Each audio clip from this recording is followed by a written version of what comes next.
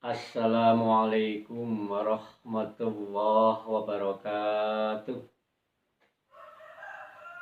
Alhamdulillah, alhamdulillahilladzi sadaqana wa'dah wa awrasanal arda natabawwa'u minal jannah. Ashhadu an la ilaha illallah wahdahu la syarikalah wa ashhadu anna nabiyyana Muhammadan abduhu wa rasuluh.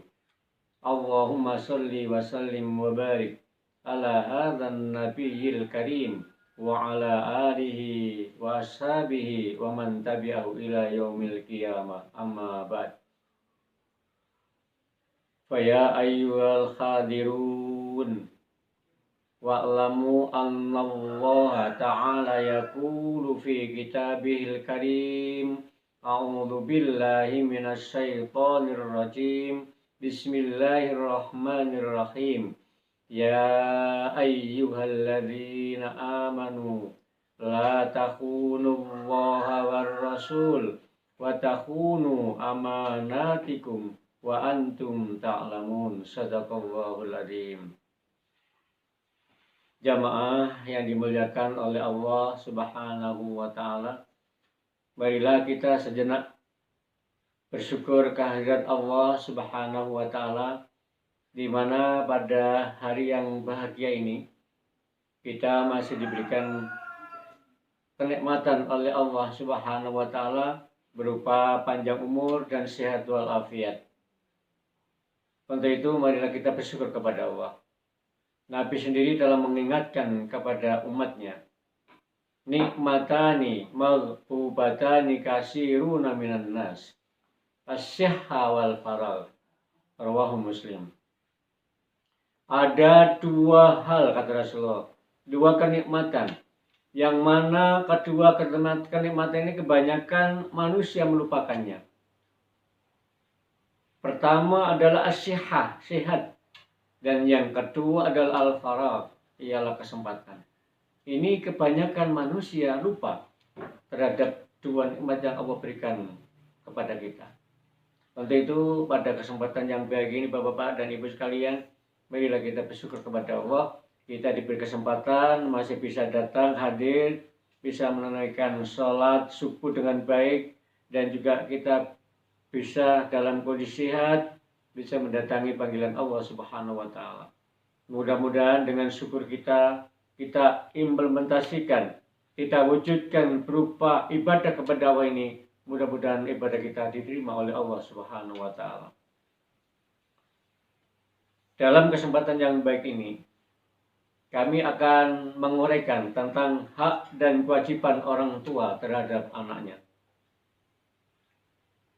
Allah Subhanahu wa Ta'ala telah pesan kepada kita pada surat Al-Anfal ayat 28 tadi yang sudah kami bacakan. Ayat 27 ialah ya ayyuhalladzina amanu.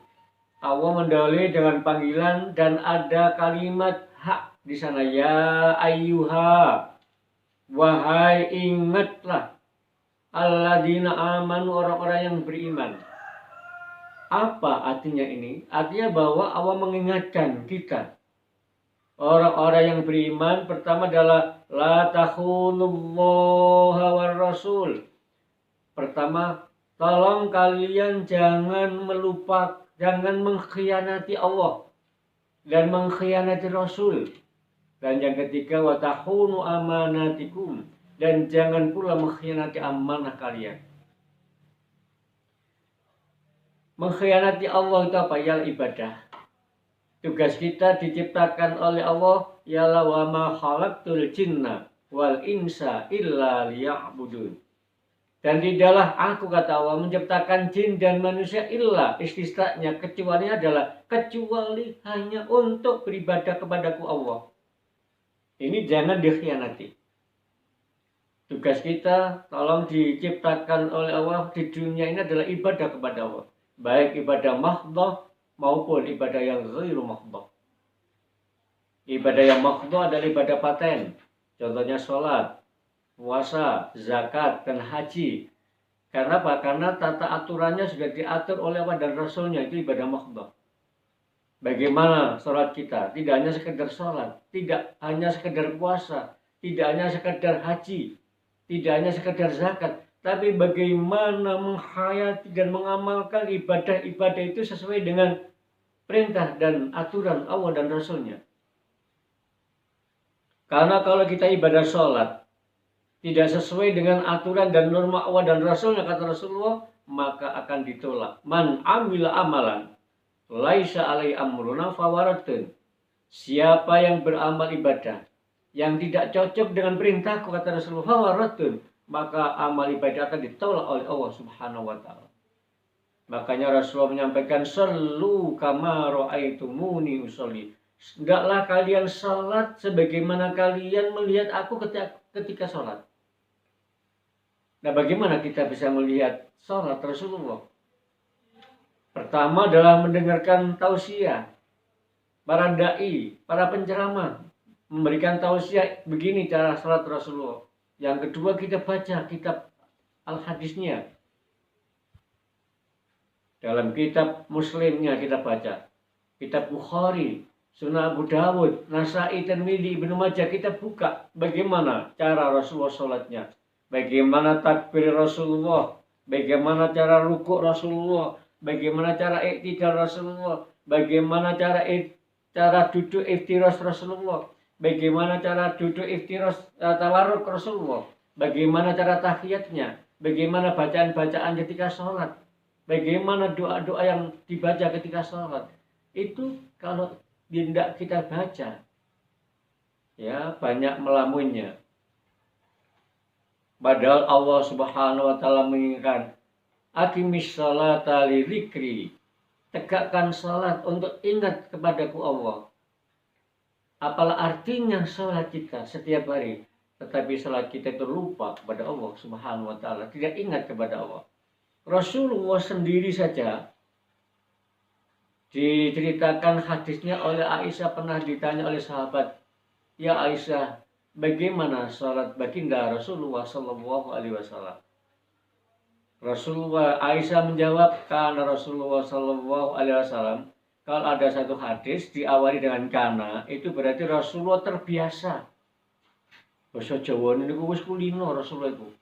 Idza qama ila shalah, kana Rasulullah Sallallahu Alaihi Wasallam, Rasulullah terbiasa apabila menegakkan salat, yarfudu wajhahu khaufan minallah. Muka Rasulullah itu pucat karena takutnya kepada Allah Subhanahu wa taala. Sudahkah kita seperti Rasulullah? Cara salat kita, aqimis sholata li dzikri, tegakkan salat untuk mengingat aku Allah, kata Allah SWT dalam Al-Qur'an. Ini adalah kita harus mengkoreksi. Hasibu qabla alla tuhasabu. Koreksi diri kalian, kata Allah, qabla alla tuhasabu, sebelum besok hari kiamat akan saya koreksi cara ibadah kalian. Jangan hanya sekedar rubuh pisang seperti ditebang, sekedar seperti rukuknya seperti rubuh pisang. Ya, gerubyuk ya. Tapi tidak meresapi apa bacaan ketika rukuk dan sujud. Rasulullah SAW ketika rukuk dan sujud itu ada 3 bacaan yang dibaca. Pertama adalah membaca subhanallah, atau membaca subhana rabbiyal azim, subhana rabbiyal a'la, membaca subuhun kudusun rabbuna wa rabbul malaika warruh, subhanaka Allahumma rabbana wa bihamdika Allahumma ghafirli, itu Rasulullah. Subhanaka, maha suci engkau ya Allah, Allahumma ya Allah, rabbana, kau adalah Tuhan kami ya Allah, wa bihamdika, dan aku memuji kepadamu ya Allah, ighfirli, ampunilah dosa-dosaku ya Allah. Itu Rasulullah Sallallahu Alaihi Wasallam. Sampai Rasulullah itu meneteskan air mata, minta ampunan kepada Allah Subhanahu wa taala. Bahkan ada satu hadis, Rasulullah itu kalau minta ampunan kepada Allah satu hari sampai 7 kali Rasul minta ampun kepada Allah Subhanahu wa taala, istighfar kepada Allah. Oleh itu, bapak-bapak ibu yang dimuliakan oleh Allah Subhanahu wa taala, Pertama adalah jangan mengkhianati Allah dan Rasul. Yang ketiga adalah watakunu amanatikum. Jangan mengkhianati amanah titipan Allah. Pertama adalah badan kita. Ini adalah titipan Allah, amanah yang harus kita selamatkan. Mata kita gunakan melihat yang baik-baik. Paling tidak baca Al-Quran, melihat Al-Quran, tulisan Al-Quran. Telinga kita dengarkan yang baik-baik. Jangan mendengarkan gunjingan-gunjingan orang. Karena besok hari kiamat, kata Rasulullah SAW, siapa yang suka mendengarkan gunjingan orang lain dipindah ke sana kemari, besok subat udunau ar-rasad. Besok hari kiamat di alam akhirat akan dituangi dengan air. Dari air apa? Ar-rasas ialah masakan timah. Akan dimasukkan ke lubang telinga orang-orang yang suka mendengarkan gunjingan. Hadisul ifki, berita-berita bohong. Apalagi datang ke rumah tetangga, kemudian menggunjing orang lain. Ya ayyuhalladzina amanu, dan surah Al-Hujurat, ya ayyuhalladzina amanu istanibu katsiran minadh-dhon inna ba'dadh-dhoni ismun wala tajassasu. Wahai orang-orang yang beriman, jauhilah kalian sebagian daripada praduga yang tidak benar.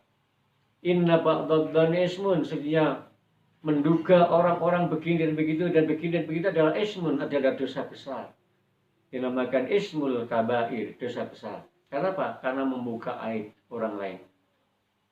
Rasul mengajarkan tuh baliman saghara aibau an uyubinnas. Beruntunglah orang-orang yang membuka aib diri sendiri daripada membuka aib orang lain. Ini besar kiamat akan dituangi dengan air dari timah. Na'udzubillah. Alhamdulillah, sebelum kita melangkah ke akhirat, Rasulullah memberikan panduan-panduan. Rasulullah memberikan sarana-sarana bagaimana kita diselamatkan oleh Rasulullah dan Allah Subhanahu wa taala. Ini adalah takhunu amanatikum, yang ketiga, jangan mengkhianati amanah. Yal anak. Anak ini adalah titipan Allah yang perlu kita rawat dengan baik menjadi anak yang saleh.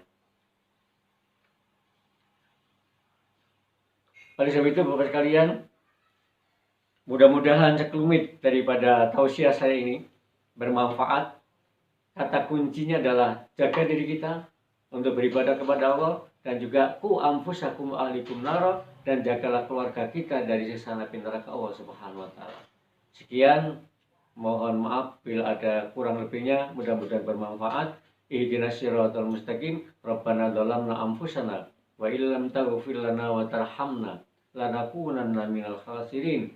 Rabbana atina fid dunya hasanah wa fil akhirati hasanah wa qina adzabannar.